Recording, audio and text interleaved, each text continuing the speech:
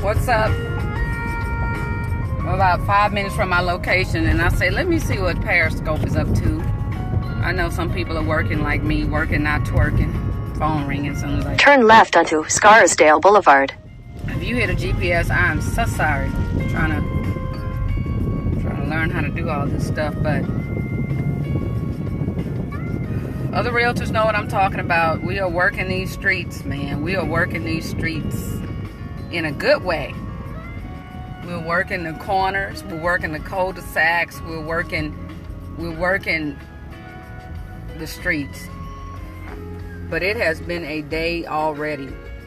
It has been a crazy day. If you're ever choosing to be a realtor, you have got to be emotionally stable, mentally stable, because this would drive you nuts.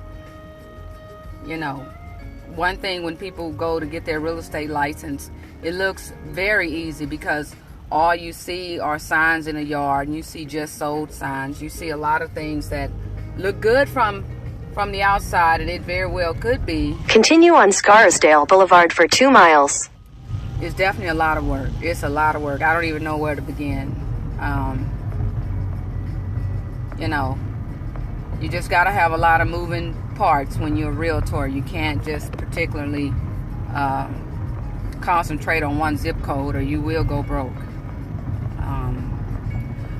But for those of you who are thinking about being a realtor, really think hard, because our money is based on people's emotions, and our income is based on people moving, staying together and moving, and not changing their mind all the way through the end.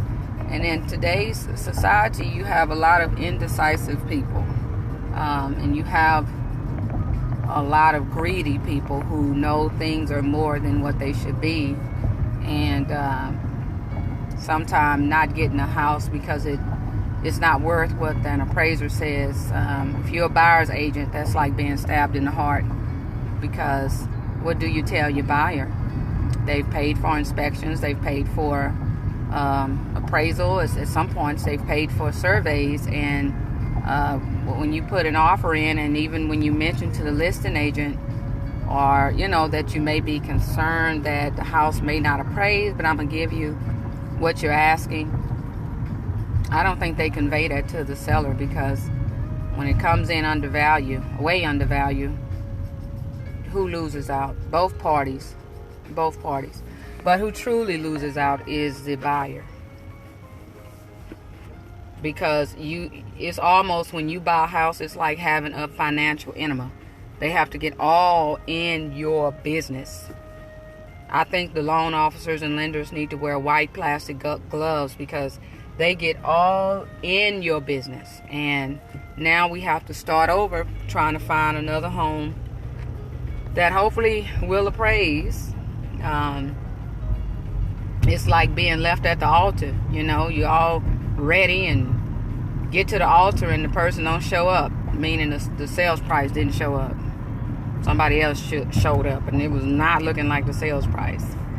But just continue, you guys, to be encouraged. It's kind of a downer day, but I do have buyers that are closing next week. But when you're a buyer's agent, your clients are almost like children you birth, because you want them to have the things that they desire, and you feel partly responsible, even though you agents better not take full responsibility for things that are beyond your control, you know. So I am getting ready to show a house. In a quarter mile, turn left onto Sage Glen Drive. And you guys stay encouraged. You buyers stay encouraged. You buyers agents stay encouraged, or start putting in your resume somewhere that's salary. Because when I was teaching school, one thing I remember is whether the kids were good or bad. Turn left onto Sage Glen Drive. Or bad day, I still got paid. So, you know, just wanted to vent a little bit, but in 800 feet, turn right onto Burlwood Drive. And buyers agents, let your buyers know that this happens. You got to prepare them during the buyer consultation to know that this happens. Okay, so All right, I'm getting ready to get out. Don't want to get tangled up in these streets. And you guys Turn right onto Burrowwood Drive, then your destination will be on the right. bye-bye.